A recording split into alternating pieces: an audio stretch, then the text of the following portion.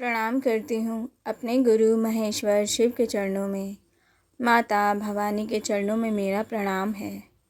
इस कालखंड के प्रथम शिव शिष्य साहब श्री हरिंद्रानंद जी के चरणों में मेरा प्रणाम है। शिव शिष्य परिवार की शक्ति दीदी नीलम आनंद जी के चरणों में मेरा प्रणाम है। शिव गुरु कारवां के माध्यम से हमसे जुड़ने वाले, हमें देखने वाले आप सभी को मेरा प्रणाम है।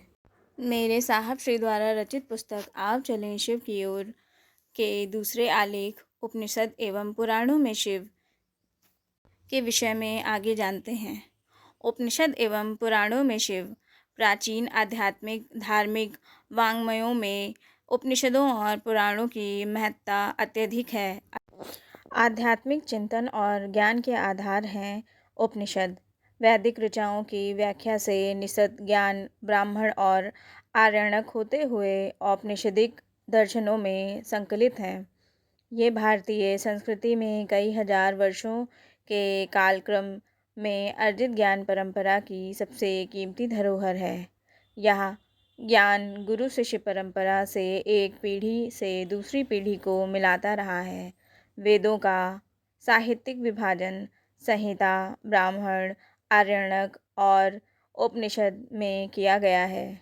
आध्यात्मिक चिंतनों और विद्वानों ने उपनिषद शब्द की व्युत्पत्ति उप धन नि धन शद के रूप में माना जाता है। इसका अर्थ है जो ज्ञान व्यवधान रहित होकर नज़दीक आए और जो विशिष्ट और संपूर्ण हो। अमरकोश के अनुसार उपनिषद शब्द का प्रयोग गूढ़ धर्म या रहस्य के अर्थ में किया जाता रहा है। एक अन्य अर्थ में उप का अर्थ है समीप और निषद का अर्थ है गुरु के निकट या नीचे चरणों के पास बैठकर ज्ञान प्राप्त करना।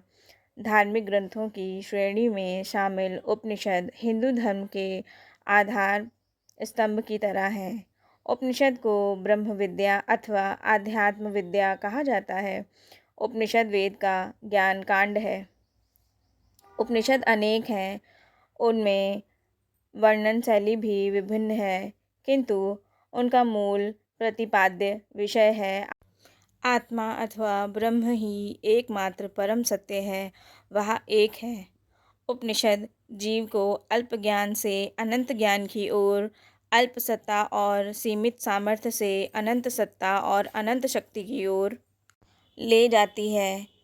यह हमें जागतिक दुखों से अनंत आनंद की ओर ले जाती है। उपनिषद सृष्टि के गूढ़ रहस्यों, आत्मा और ब्रह्म के संबंधों को समझने में मदद करती है, जिस ज्ञान को पाकर एक साधारण आदमी भी अपने जीवन का उचित मार्गदर्शन कर पाता है। प्रमुख उपनिषदों में सर्वाधिक प्राचीन ईशावास्योपनिषद के प्रारंभ में ही उल्लेख है। ईशावास्यमिदं सर्वं यत्किंच जगत्यां जगतं तेन व्यक्तेन भुजिथा मा ग्रधा कशशी वधनम। अर्थात इस जगत में जड़ चेतन जो भी पदार्थ हैं सभी में आत्मा व्याप्त है एवं आत्मा के द्वारा नियंत्रित है। अस्तु व्यक्ति को त्यागपूर्वक जागतिक वस्तुओं का भोग करना चाहिए। उन चीज़ों के प्रति आसक्ति का भाव नहीं रखना चाहिए। वेदों के आधार पर ही उपनिषदों की रचना की गई है। प्रमुख उपनिषद 108 हैं। वैसे इनके अलावा और भी उपनिषद रहे होंगे, किंतु वर्तमान में 108 उपनिषदों का ही उल्लेख मिलता है। इनमें 11 को प्रमुख माना गया है। ये हैं ईश, केन, कंठ, मांडुक्य, मुंडक, प्रश्न, ऐतरेय, तैत्तिरीय, बृहदारण्यक, श्वेताश्वतर और छांदोग्य उपनिषद। यदि किसी प्राचीन देवता को हम उपनिषद एवं पुराणों में वर्णित शिव का आदि रूप मान सकते हैं तो वह वैदिक देवता रुद्र ही हो सकते हैं। वैसे उपलब्ध प्रामाणिक साक्ष्यों के आधार पर सिद्ध है कि शिव मूल रूप से एक प्राक ऐतिहासिक देवता थे जिनका नाम पशुपति था।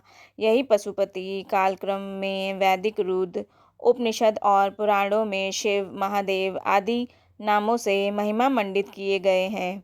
वेदों में रुद्र के नाम से उल्लेखित देवता का उत्कर्ष श्वेताश्वतर उपनिषद में मिलता है। यह उपनिषद शैव धर्म का प्रतिनिधि उपनिषद है। यहाँ पर ब्रह्म को रुद्र की संज्ञा दी गई है। इस उपनिषद का संकलन श्वेताश्वतर ऋषि के द्वारा किया गया था, अतः उन्हीं के नाम पर यह उपनिषद है। श्वेताश्वतर उपनिषद के तृतीय अध्याय में दार्शनिक दृष्टि से परब्रह्म का वर्णन हुआ है। जगत का एक अकेला स्वामी ईश्वर है जो अपनी शक्तियों द्वारा संपूर्ण जगत पर शासन करता है। वही इस जगत की उत्पत्ति, स्थिति और संहार का कारण है। रुद्र ऐसे अधिपति हैं जो सभी जीवों की रचना कर उनमें स्थित हैं और उनकी रक्षा कर रहे हैं। वे प्रलय काल में सबको अपने में विलीन कर लेते हैं। वह एक परम देव, परब्रह्म, परमेश्वर, विश्व चचु हैं, अर्थात उनकी दृष्टि संपूर्ण संसार में व्याप्त है। वह विश्वतोमुख हैं, यानी उनका मुख भी संपूर्ण संसार में व्याप्त है। वह विश्व बाहु हैं, अर्थात उनके हाथ सब जगह हैं। वह विश्व पाद हैं, अर्थात उनके पैर भी सब जगह व्याप्त हैं। वह कहीं भी जा सकते हैं। ब्रह्मांड में जितनी भी सृष्टि है सब उन्हीं की प्राण शक्ति से संचालित है। यो देवानां प्रभुवश्चोद्भवश्च विश्वाधिपो रुद्रो महर्षि हिरण्यगर्भां जनयामास पूर्वं स नो बुद्धया शुभया संयुनक्तु, अर्थात विश्व के अधिपति रुद्र जो इंद्रादि देवता की उत्पत्ति एवं उनकी वृद्धि के कारण हैं, जो सर्वज्ञ हैं, जिनके द्वारा पूर्व में हिरण्यगर्भ को उत्पन्न किया गया, वे हमें सद्बुद्धि प्रदान करें। इसमें विभिन्न मंत्रों द्वारा रुद्र की पर्वतवासी शिव से एक रूपता स्थापित करते हुए स्तुति की गई है। रुद्र की व्यापकता के संबंध में श्वेताश्वतर में कहा गया है कि संसार में जितने भी सूक्ष्म तत्व हैं उन सब में सूक्ष्म वह परमेश्वर है, क्योंकि वह सूक्ष्म जीव के शरीर में प्रविष्ट होकर उनमें स्थित है। जगत में जितने भी महान से महान तत्व हैं वह उनसे भी महान है, क्योंकि वह प्रलय काल में संपूर्ण ब्रह्मांड को अपने में समाहित कर लेते हैं। वह सूक्ष्म से सूक्ष्म और स्थूल से स्थूल हैं। मुंडकोपनिषद। मुंडकोपनिषद में ही भारत का आदर्श वाक्य उल्लेखित है, सत्यमेव जयते नानृताम, अर्थात सत्य की ही विजय होती है, मिथ्यावादी की नहीं। मुंडक उपनिषद में दो पंछियों के माध्यम से जीव ब्रह्म में जो सह संबंध स्थापित किया गया है उसे भारतीय औपनिषदिक दर्शन का सर्वश्रेष्ठ उदाहरण माना गया है। श्वेताश्वतर उपनिषद में भी मुंडक उपनिषद में दिए गए दो पंछियों के रूपक को दोहराया गया है। इसके माध्यम से व्यक्त और अव्यक्त दोनों प्रकृतियों, जीव और ब्रह्म पर परमेश्वर का स्वामित्व दिखाया गया है। शरीर वृक्ष है, जीवन रूपी शाखा पर जीव और ब्रह्म दोनों पंछी परस्पर मित्र भाव से बैठे हैं, एक भोक्ता दूसरा दृष्टा। जीवन कर्म बंधन युक्त और ब्रह्म कर्म बंधन से मुक्त। यह प्रकृति ही माया का स्वरूप है और मायापति परमेश्वर या शिव हैं, जो कारण कार्य श्रृंखला से सारे जगत को व्याप्त किए हुए हैं। पुनः परब्रह्म के अद्वैत स्वरूप से संबंध में कहा गया है कि वह अकेला ही प्रत्येक योनि का अधिष्ठाता है। उसी एक सत्ता में सभी प्राणी प्रलय काल में विलीन हो जाते हैं और पुनः सृष्टि काल में अनेकानेक रूपों में प्रकट हो जाते हैं। हालांकि मुंडकोपनिषद एवं छांदोग्योपनिषद वेदों की महत्ता पर प्रश्न चिन्ह उत्पन्न करते हैं। भगवद गीता में भी श्री कृष्ण कहते हैं कि ब्रह्म ज्ञान होने पर वेदों का महत्व नहीं रह जाता। मुंडकोपनिषद भी कहता है, प्लवा होते अद्रणा यज्ञ रूपम अष्टोदशक्तवरम येषु कर्म एतच्छयो ये भिन्नन्दन्ति मूढ़ा जरा मृत्युम ते पुनरापि यान्ति, अर्थात 18 प्रकार के जो यज्ञ कहे गए हैं वे वस्तुतः दुर्बल नौकाओं के सदृश हैं, जिनमें भवसागर पार करना संभव नहीं है। इन यज्ञों को जो व्यक्ति श्रेय मानकर उनका अभिनंदन करता है वह मूढ़ है और बारंबार वृद्धता और मृत्यु को प्राप्त करता है। भगवान रुद्र या शंकर के पंचमुखी स्वरूप का संकेत देते हुए पांचों मुख, ईशान, तत्पुरुष, अघोर, सज्जोदात, वामदेव का वर्णन किया गया है। इस उपनिषद में कहा गया है कि वरदायक, स्तुति योग्य परमेश्वर के वास्तविक स्वरूप को जानने वाला परम शांति को प्राप्त हो जाता है। विभिन्न श्लोकों के द्वारा भगवान रुद्र की स्तुति की गई है। कैवल्योपनिषद में श्रद्धा, भक्ति, ध्यान, योग द्वारा भगवान नीलकंठ महादेव की प्राप्ति को ही परब्रह्म की प्राप्ति माना गया है। इस उपनिषद में शिव की दार्शनिक पुरुष के रूप में कल्पना की गई है, जिसका न आदि है, न मध्य है और न अंत, जो एक है। चित्त आनंद है, जो साक्षी है और जिनके स्वरूप को पहचान कर ऋषियों ने सद्ज्ञान प्राप्त किया है, वह शिव है। यहीं शिव के लिए सदाशिव उपाधि का भी पहली बार प्रयोग किया गया है। इसी उपाधि से शिव के दार्शनिक स्वरूप एवं ज्ञानदाता स्वरूप का भी निर्देश किया जाने लगा। अपने लोक प्रचलित स्वरूप में शिव को परमेश्वर, त्रिनेत्र, नीलकंठ तथा उमापति कहा गया। जाबालोपनिषद में कहा गया है कि शिव स्वरूप परमात्मा इस शरीर में ही प्रतिष्ठित है। इस सत्य को न जानने वाला व्यक्ति अज्ञानी है। वह व्यर्थ ही तीर्थ, दान, जप, यज्ञ, काठ और पत्थर में ही हमेशा शिव को खोज जा करता है। योगी पुरुष अपनी आत्मा में ही शिव का दर्शन करते हैं, प्रतिमाओं में नहीं। संभवतः सामान्य लोगों के हृदय में भगवान के प्रति भावना जागरण करने के लिए ही प्रतिमाओं की कल्पना की गई होगी। इस उपनिषद में मनुष्य के शरीर को नाड़ियों का समूह मानकर सारहीन बताया गया है। अथर्वशीर्षोपनिषद।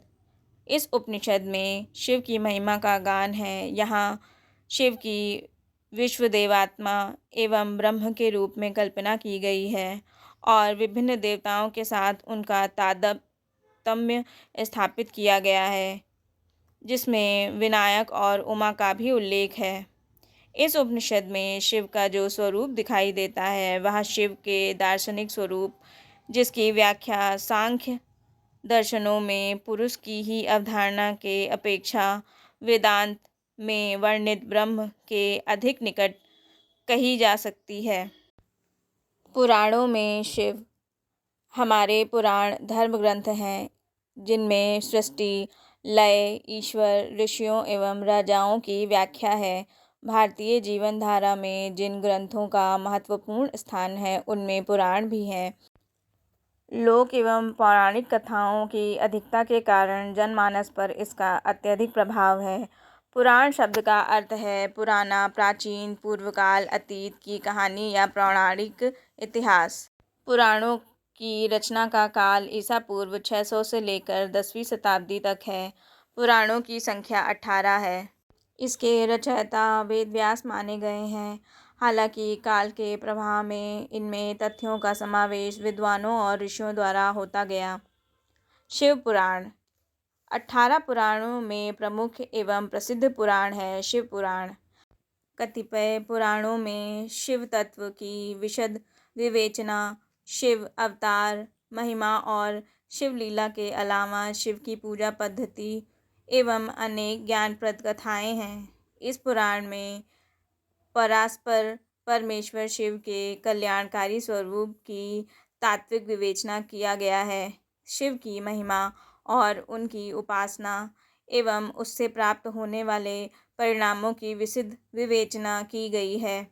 लोक मान्यता है कि भगवान शिव के प्रसाद या नैवेद्य को ग्रहण करने की मनाही है, पर पुराणों में अति महत्वपूर्ण पुराण शिव पुराण के विधेश्वर संहिता में कहा गया है कि जिसने शिव की दीक्षा ली हो उस शिव भक्त को शिव नैवेद्य यानी प्रसाद अवश्य ग्रहण करना चाहिए। शिवलिंगों पर अर्पित नैवेद्य को अतिशुभ और महाप्रसाद कहा गया है। इसी संहिता में संभवे गुरुवे नमः का उल्लेख मिलता है, जहाँ देवतागण शिव के गुरु स्वरूप की स्तुति करते हैं। शिव पुराण की वायवीय संहिता में शिव के योगाचार्य होने और उनके 112 शिष्यों प्रशिष्यों का विशद वर्णन भी मिलता है। लिंग पुराण। लिंग पुराण पुराणों में 11वां पुराण है। इनमें भगवान शिव के बारे में कहा गया है कि भूतों के भी महाभूत वरदाता जगतगुरु प्रभु महादेव को नमस्कार है। पुनः एक अन्य स्थल पर ब्रह्मा विष्णु द्वारा भगवान महादेव की स्तुति का उल्लेख मिलता है। इसमें ब्रह्मा को परम ज्ञान प्रदान करने हेतु शिव के प्रादुर्भाव का वर्णन किया गया है। कहा गया है, भगवान रुद्र दया से आर्द्र होकर सभी प्राणियों का कल्याण करते हैं।